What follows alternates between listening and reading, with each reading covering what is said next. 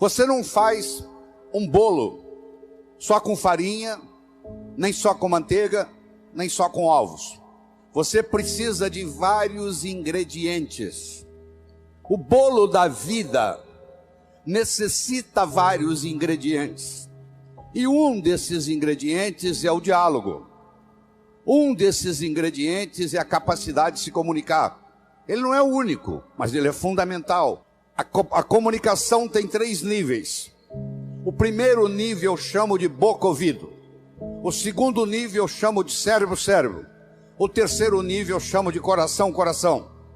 Vamos começar com o primeiro nível. Boca-ouvido. Deixe-me primeiro fazer uma distinção para você. Ouvir e escutar não são sinônimos. Você ouve com o ouvido, você escuta com o cérebro. Você já foi alguma vez num restaurante e pediu ao garçom para lhe trazer uma água com gás e ele lhe trouxe uma água sem gás? Ou você fez uma solicitação e ele lhe trouxe outra?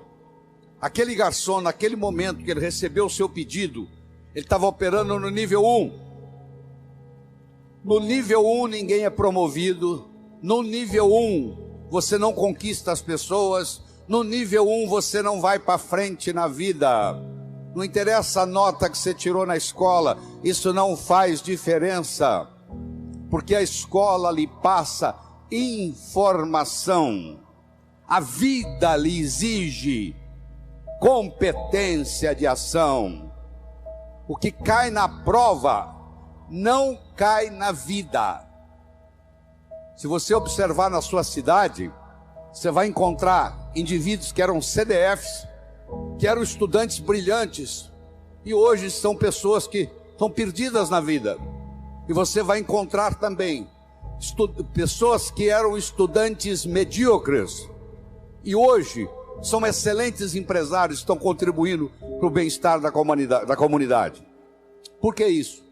Porque esses segundos, eles sabem dialogar com o mundo, eles sabem dialogar com a sociedade, eles aprenderam, talvez até intuitivamente, o poder da comunicação. Então, se você me permite, eu vou começar a trabalhar nesse modelo do nível 1, boca-ouvido, nível 2, cérebro-cérebro, nível 3, coração-coração. Quando você está operando no diálogo no nível 1, não acontece nada. É o pai que está dando um sermão para o filho. E entra num ouvido e sai no outro. E o pai não percebe que ele vem falando isso há 5 anos e não funcionou nada. Pelo contrário, o filho até ficou rebelde de escutar o pai falar aquilo. E o pai não se dá conta que aquilo não é diálogo, que é um monólogo que ele está falando para o vento, porque está entrando no ouvido e saindo no outro. Eu só posso me comunicar com vocês se nós fizermos uma conversa que interesse vocês. Não tem outro jeito. No diálogo, na comunicação, nós temos que modificar um pouquinho aquela frase que você conhece. A frase é assim: faça aos outros o que você gostaria que fosse feito a você. A verdade não é bem essa. Faça aos outros o que os outros gostariam que fosse feito a eles. Se eu convidar você para jantar na minha casa em São Paulo, eu não vou lhe servir o meu prato favorito. Pode ser que você nem coma. Eu vou perguntar o que você gosta. Se eu quero agradar alguém num processo de diálogo, eu tenho que ver o que a outra pessoa quer ouvir. Eu vou começar por ali, e não o que eu quero passar. Quero que você entenda isso. Faça aos outros o que os outros gostariam que fosse feito a eles. Eu quero mostrar o meu ponto de vista para você, mas eu não me preocupo como que você vai receber esse ponto de vista. Aí sabe o que acontece? A natureza colocou um ouvido no mesmo nível do outro. Entra num ouvido e sai no outro. Aí não deixa de ser diálogo, passa a ser monólogo, porque não tem repercussão. Para esse diálogo se ocorrer, primeiro eu tenho que ter uma mensagem forte.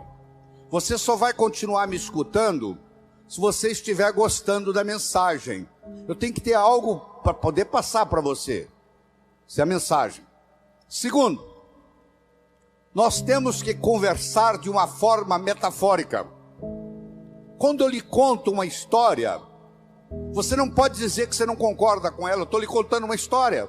E dentro da história, eu coloco a ideia que eu quero passar para você. Era uma vez um navio de alta prioridade, porque carregava ouro. E de repente o motor desse navio enguiçou. E o dono do navio disse: para. Traga aqui o melhor mecânico da região. Eles trouxeram. Ele trabalhou um dia inteiro, não conseguiu consertar o motor. Ele disse: para. Traga aqui o melhor engenheiro mecânico do país mais próximo. Eles trouxeram. Ele trabalhou 2 dias, não conseguiu consertar o navio. Ele disse: para. Traga aqui de onde estiver, de helicóptero, quem montou essa máquina desse navio. E eles procuraram, encontraram e trouxeram ele e um assistente. E eles desceram no navio de helicóptero, foram até a casa de máquinas, escutaram o barulho da tubulação, tocaram nos tubos, e tinha uma válvulazinha vermelha num canto. E ele perguntou para o assistente dele: você tem um martelo? Tem, me empresta. Ele foi lá e pim, ligue.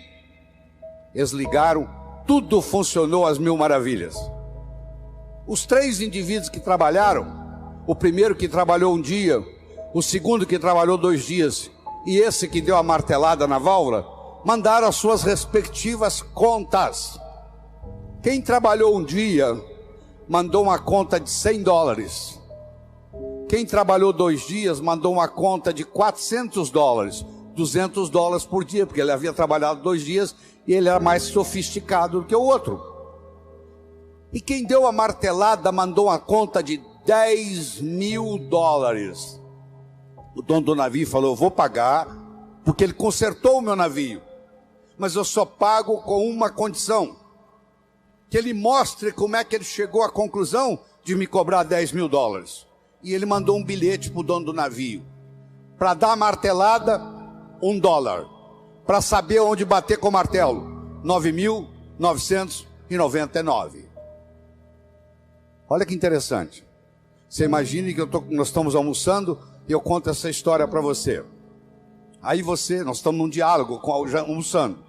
Aí você vai para o seu escritório comigo e você está pensando em me contratar para ser seu consultor na sua empresa.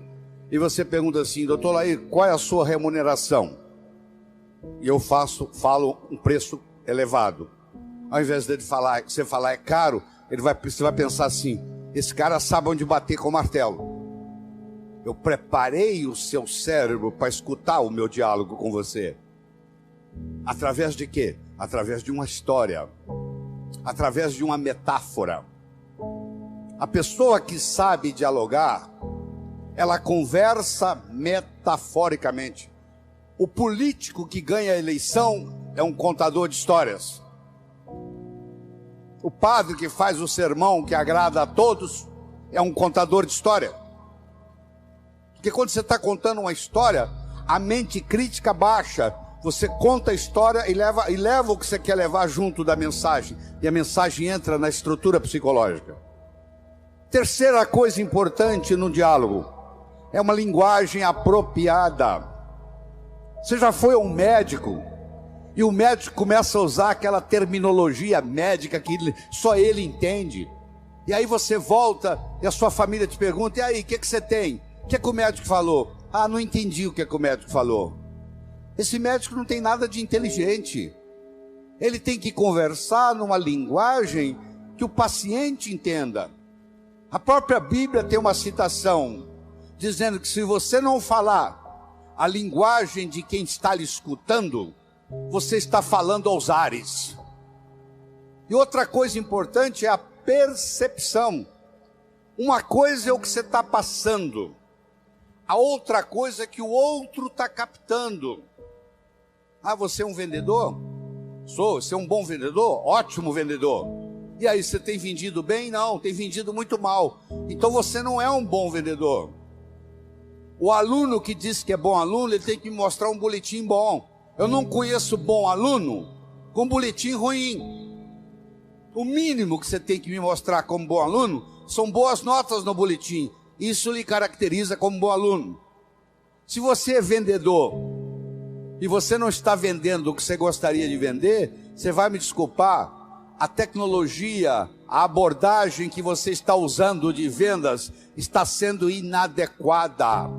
Talvez a sua linguagem não está sendo apropriada, talvez a sua mensagem não está sendo forte o bastante, talvez você não esteja fazendo uso dos recursos da metáfora, das histórias. Semana passada teve um cliente aqui e eu falei para ele o seguinte: aí você pode falar o que você quiser.